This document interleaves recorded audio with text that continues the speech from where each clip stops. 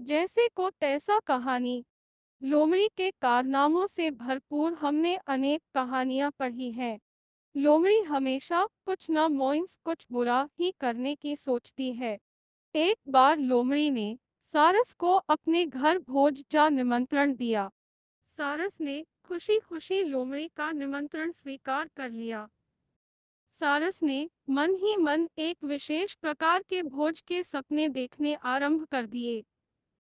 सारस सोच रहा था कि लोमड़ी सचमुच स्वादिष्ट भोजन उसके सामने परोसेगी। सारस का विचार था कि शीघ्र ही उसे स्वादिष्ट मछलियां और केकड़े खाने को मिलेंगे। आखिर वह दिन आ ही गया जब सारस भोज के लिए लोमड़ी के घर गया। सारस को देखते ही लोमड़ी ने मुस्कुराते हुए कहा, आओ मित्र सारस, यहाँ पधारने के लिए तुम्हारा बहुत बहुत शुक्रिया। इसके बाद सारस को लोमड़ी एक चौड़े उथले बर्तन के पास ले गई, जिसमें बहुत स्वादिष्ट सूप भरा हुआ था। सूप को देखते ही सारस के मुख में पानी आ गया और उसने थोड़ा सा सूप अपनी चोंच में भर लिया। फिर सारस ने चोंच को ऊपर करके सूप को गले से नीचे उतार लिया।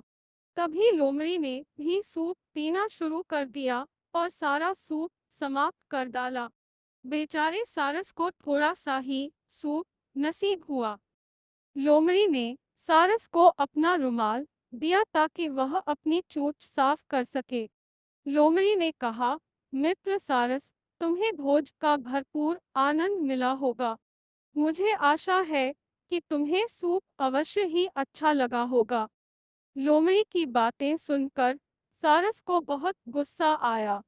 सारस स्वयं को अपमानित महसूस कर रहा था। सारस जैसे ही लोमड़ी से विदा लेकर बाहर आया, तभी चतुर लोमड़ी सारस का उपहास करते हुए जोर जोर से हंसने लगी। अपमानित होकर सारस ने लोमड़ी से बदला लेने का निश्चय कर लिया। सारस ने निश्चय किया कि वह भी लोमड़ी को भोज के लिए निमंत्रित करके उसके साथ वैसा ही व्यवहार करेगा। सारस ने लोमड़ी के प्रति अपना क्रोध अपने मन में छिपा कर रखा। कुछ दिन बाद लोमड़ी से बोला, बहन लोमड़ी, तुम्हारे स्वादिष्ट भोज के लिए तुम्हारा बहुत बहुत धन्यवाद। रविवार रात को तुम्हारी मेरे घर दावत है। मैं तुम्हें भोज के लिए निमंत्रित करता हूँ। ठीक समय पर पधारने को कष्ट करना।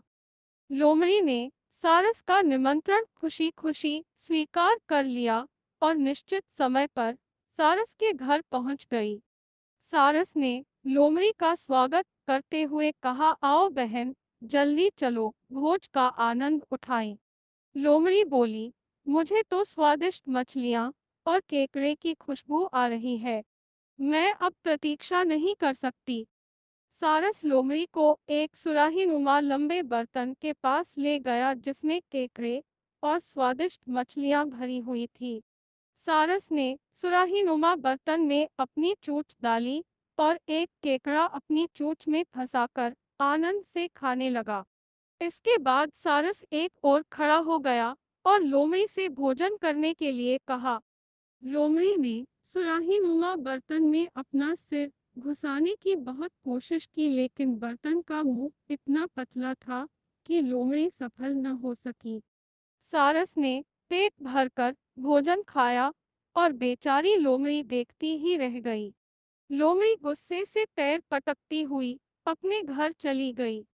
सारस ने लोमड़ी का उपहास करते हुए कहा, लोमड़ी बहन, यह तो जैसे को तैसा था। इतना कहकर सारस जोर जोर से हंसने लगा।